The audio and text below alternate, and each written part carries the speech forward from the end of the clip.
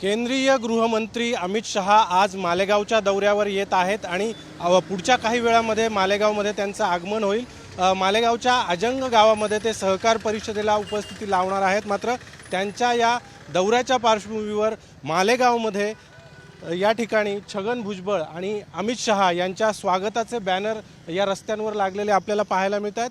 विशेष म्हणजे हे जे अमित शहा आणि छगन भुजबळ यांच्या स्वागताचे बॅनर या ठिकाणी मालेगावच्या रस्त्यांवर लागलेले आहेत आणि या बॅनर्सवर फक्त अमित शहांचा फोटो एका बाजूला आहे, दुसऱ्या बाजूला छगन भुजबळ यांचा फोटो आहे, खाली समीर भुजबळ यांचा देखील फोटो आहे आणि यूथ फाउंडेशनच्या वतीने हे अमित शहा आणि भुजबळ यांच्या स्वागताचे बॅनर जे आहे ते अशा पद्धतीने मालेगावातल्या रस्त्यांवर सध्या लागलेले आपल्याला पाहायला मिळतात। अगदी दुसऱ्या बाजूला देखील आपण पाहिलं तर हे जे बॅनर्स आहेत यामध्ये देखील अमित शहा आणि छगन भुजबळ यांचे फोटो आहे, त्यांच्या स्वागताचा उल्लेख या बॅनर्सवर करण्यात आलेला आहे।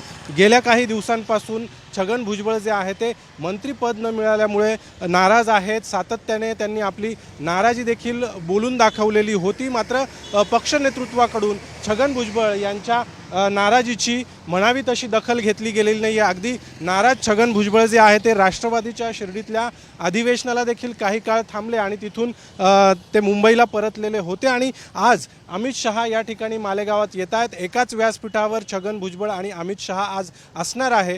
गेल्या काही दिवसांपासून भुजबळ भाजपच्या वाटेवर असल्याच्या देखील चर्चांना उधाण आलेलं होतं आणि आज अमित शहा यांच्या दौऱ्याच्या प्रसंगी अमित शहा आणि छगन भुजबळ यांच्या स्वागताचे जे बॅनर मालेगावात लावण्यात आलेले आहे या बॅनरमुळे आता पुन्हा एकदा राजकीय वर्तुळामध्ये भुजबळांच्या भाजपमध्ये जाण्याच्या चर्चांना उधाण आलेलं आपल्याला पाहायला मिळत आहे। कॅमेरामन प्रवीण काळबांडेसह अभिजित सोनवणे, साम टीव्ही, मालेगाव।